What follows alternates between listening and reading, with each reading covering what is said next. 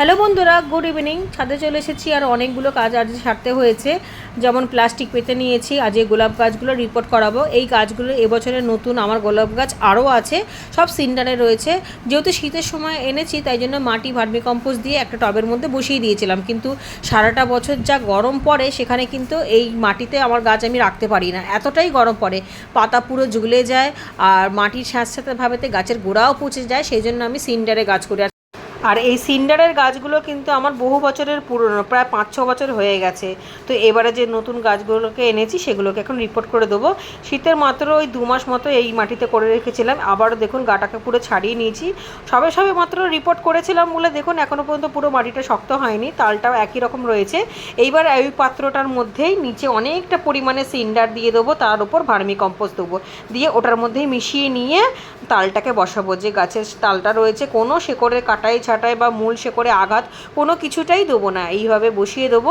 আর জৈব মিক্সার দেবো। আর জৈব মিক্সারের মধ্যে যেহেতু সব রকম উপাদান রয়েছে, নিমখোল টিমখোল সমস্ত খাবার দাবার কীটনাশক ফাঙ্গিসাইড সব আছে, তাই জন্য কোনো অসুবিধাও হবে না। তো দেখুন এইভাবে পুরো গাছটাকে ভরাট করে নিয়ে মাটি চেপে চেপে দিলাম যাতে কোনো ফাঙ্গাস না লাগে।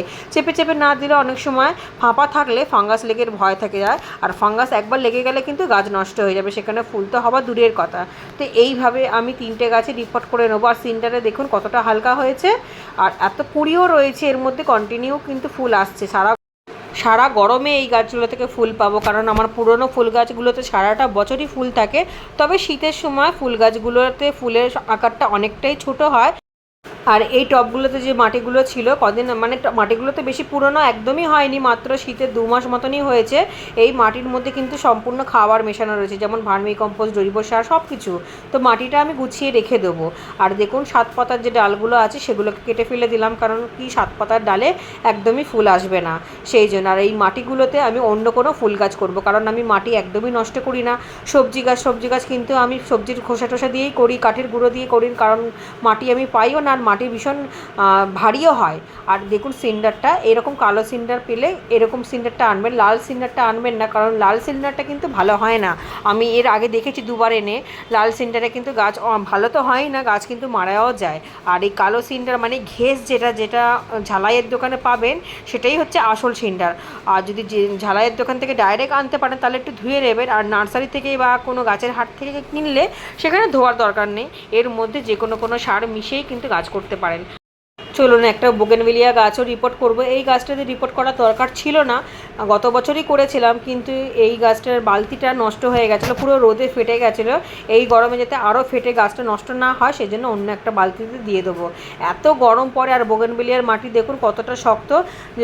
গোলাপ গাছের মাটি যেমন ময়েশ্চার হওয়াটা দরকার, তেমনি বোগেনভিলিয়ার গাছের মাটিটা কিন্তু এরকম শুকনো হওয়া দরকার, তাহলেই কিন্তু ফুল আসবে। আর গাছের ডাল কাটাই করে দিয়েছি বলে গাছে কোনো ডাল তেমন নেই, নতুন ব্রাঞ্চ বেরাবে, সেখান থেকেই ফুল আসবে। আর গাছের মাটিটা দেখুন কতটা ঝুরঝুরে, আমি কোনো মাটির তাল ভাঙবো না, যেমন আছে তেমনই বসিয়ে দেবো অন্য একটা বড় পাত্রে।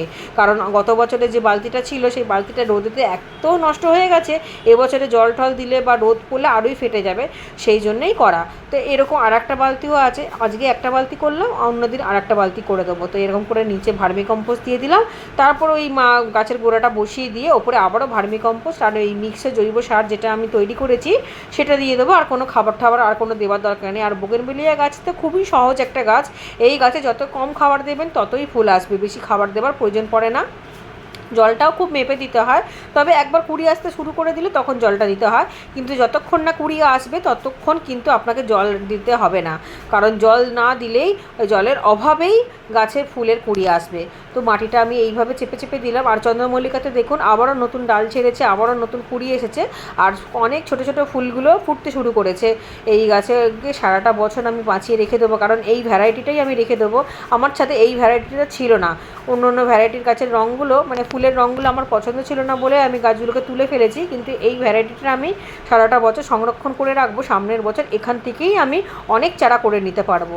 সমস্ত মাটি ফাটি গুছিয়ে তুলে নেবো, কারণ ছাদ যদি পরিষ্কার না করি তাহলে জল দেওয়া যাবে না, এর মধ্যে জল দিলে ছাদ পুরো কাদা কাদা হয়ে যাবে আর কাজ করতেও অসম্ভব হয়ে যাবে।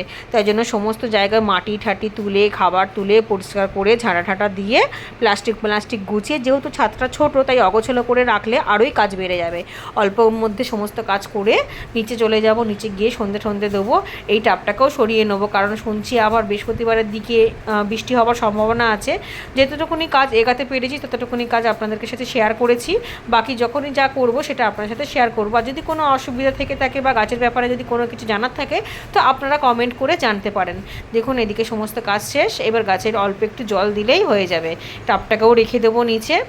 টাপটা কিন্তু যথেষ্ট ভারী, যেহেতু মাটি, আর মাটি দিয়ে গাছ আমি করি না এই ভারীর জন্যই। কারণ কি, আমি অনেক সবজি গাছ করি, আর যদি সবজি গাছগুলো মাটি দিয়ে করি তাহলে অনেক বেশি ভারীও হয়ে যাবে, টানা নেওয়াতেও ভীষণ মানে মুশকিল হয়ে যাবে। এদিকে রঙ্গন গাছটা বাকি ছিল, রঙ্গন গাছে ডাল কাটাই করে দেবো।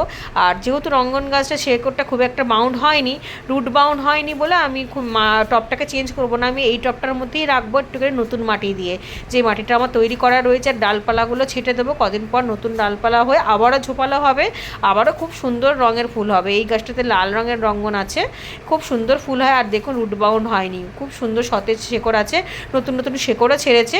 অল্প একটু জৈব মিক্সার সার যেটা বানিয়েছি সেটাকে দিয়ে জল দিয়ে এক সাইডে রেখে দেবো। ভুলে গেছিলাম জানেন তো, যখন আমি এই বোগেনভেলিয়া গাছটা রিপোর্ট করছিলাম তখন এটা চোখে দেখিনি, খেয়াল করিনি।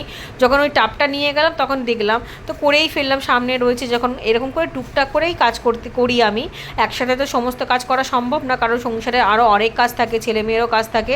আর গোলাপ গাছগুলো এখন কদিন এর দিকেই থাক, এখন যেহেতু রোদের তাপটা অতটা নেই, পরে গুছিয়ে রেখে দেবো সাইডে। যেহেতু গোলাপ গাছকে গরমের সময় তাতানো রোদের মধ্যে রাখা ঠিক না, তাহলে পাতাগুলো জ্বলে যাবে, ফুল আসবেও না, কুড়িটাও পুড়ে যাবে। সেই জন্য গাছের আড়ালে ছায়া ছায়া রাখবো। আর যদি আপনাদের সেট থাকে তাহলে সেটের মধ্যে রাখবেন, সেখানে সারাটা বছর গোলাপ গাছ থেকে আপনারা ফুল পাবেন।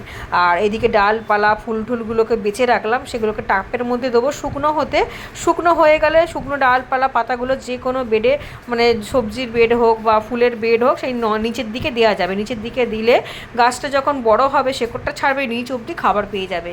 এদিকে প্লাস্টিকের মধ্যে সমস্ত খাবারগুলোকে তুলে অন্য জায়গায় করব, এমনি তুললে হাত দিয়ে পুড়ে যাবে, সেই জন্য প্লাস্টিকের মধ্যে তুলে একবার রোদ খাইয়ে নেবো। তবে নতুন মাটিতে আমি রোদ খাওয়াই না, পুরনো মাটি, ধরুন কোনো গাছ হয়ে গেল তখন সেই গাছের মাটিগুলোকে আমি একটু রোদ খাইয়ে নিই, যাতে ফাঙ্গাস না লেগে যায়, যদিও বা ফাঙ্গাস নেই। আর এদিকে গাছগুলো দেখুন কতটা সুন্দর দেখতে লাগছে, আর সমস্ত গাছেই কিন্তু কুড়ি আছে।